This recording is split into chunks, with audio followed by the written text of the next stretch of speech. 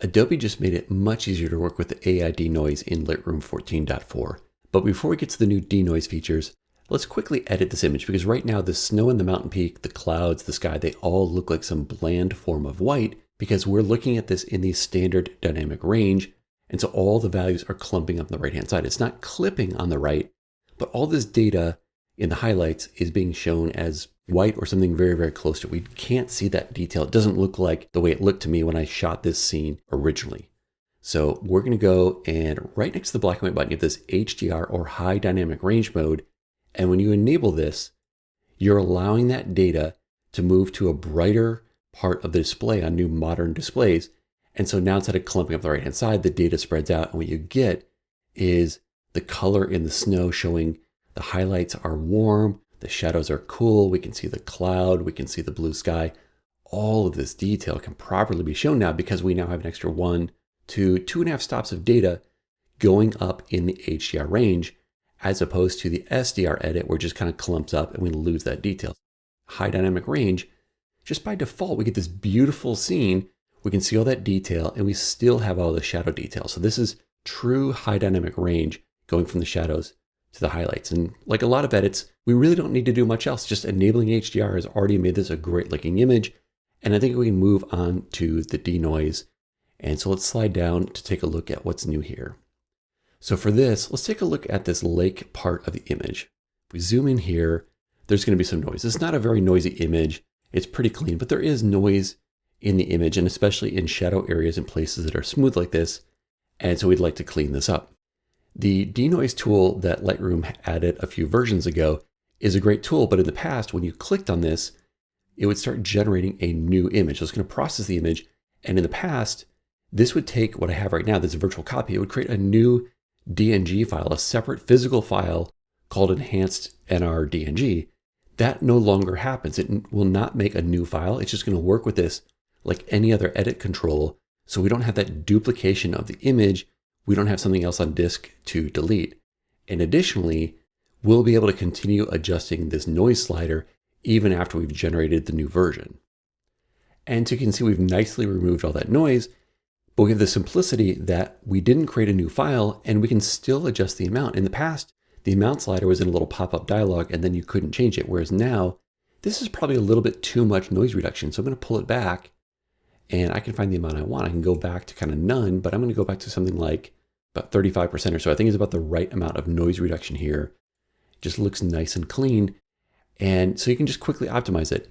Now, I wouldn't say this is fully non-destructive. Yes, you can change this at any time, but as I showed in a previous video that I'll link below, when you change one of these AI or artificial intelligence settings in Lightroom, they can interact with each other. So let's just zoom back for a second and consider some other feature in this that would use the artificial intelligence capabilities.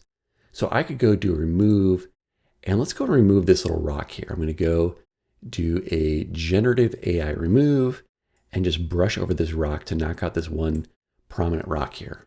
So I'll go ahead and click remove, let it run in the background. And I've removed that. So I now have two AI adjustments. I've removed noise and I removed this object, and both look good, but there's an order of operations. And if you affect that, it used to show a little pop-up on the left. Now it shows this little pop-up here, or this little icon. So this is the AI edit status. And if I click on it, it's just letting me know the order that things are applied. So the top thing is the first thing. And if you change it, anything below it will need to be redone.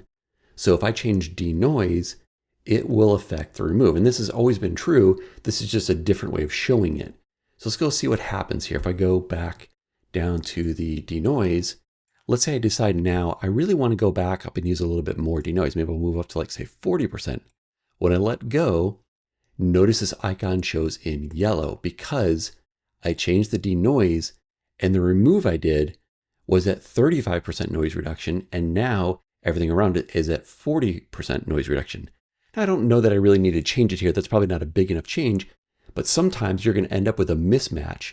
And so what it's telling you is you should go ahead and update this. And you can just click to update this one little piece or the blue update to update everything. And of course, when I do this, keep an eye on this area here. It's going to change because it's a new generation. You see how that shifted. Now it still looks fine, But sometimes you end up with a result you don't like, or you have to go and pick through the different versions. So you might want to go up and go click on your little point here and go look at the different options to figure out which one looks best, because you might have made a change you didn't want. And I guess the bottom line here is pay attention to this icon. If it shows yellow, you probably want to refresh it, but ideally use the noise reduction first. And that way, if you get it dialed in correctly, you won't have to redo things like generative remove, because that's the one that's probably going to affect you. And now that we've got a great looking image, let's go and export it for Threads, where we can use the new features in WebSharp Pro to upload right from the desktop. So I'm going to choose to open as a smart object in Photoshop, sending this over to Photoshop where I can use WebSharp Pro. And then using the latest version of WebSharp Pro, I can choose the Threads template, and the file that I export from this can be uploaded directly to Threads. So I want to choose my Threads template, and in the settings, you want to make sure that you're choosing a JPEG with a gain map. That's key. And you may want to choose Enhance SDR to HDR if you're not working with an HDR, but we already have that. So we'll go ahead and just simply click on Export to generate this. Now I did not give it an SDR version of the image, so it's going to pop up in a second with Adobe Camera Raw and let us go and create this. So we need something to fall back. For people who don't have the benefit of HDR, we need to fall back. So this was my HDR edit, but we need to create something that other people can see. And we can just use all the tools here in Adobe Camera Raw. Now, if you're exporting from Lightroom itself, it does have this SDR settings. You can go and choose the settings here. I generally don't care for the result here. And instead, with WebSharp Pro, it's going to let you use all the tools in Adobe Camera Raw. So we're going to ignore this, and instead we can do a real edit. So I'm going to go ahead and leave my exposure probably back towards the default. And let's see how we get with the SDR version here.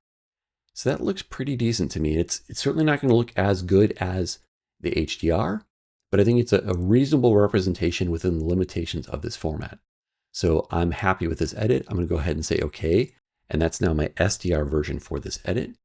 And WebSharp Pro is just going to finish this up. It's adding some labels to me for the SDR versus HDR version, which I like to show when I'm uploading to social media just because I'm an educator. And so now you can see I've got my HDR export and I've got my SDR export. And I'm simply going to jump over to my Threads account, go click the plus to create a new post.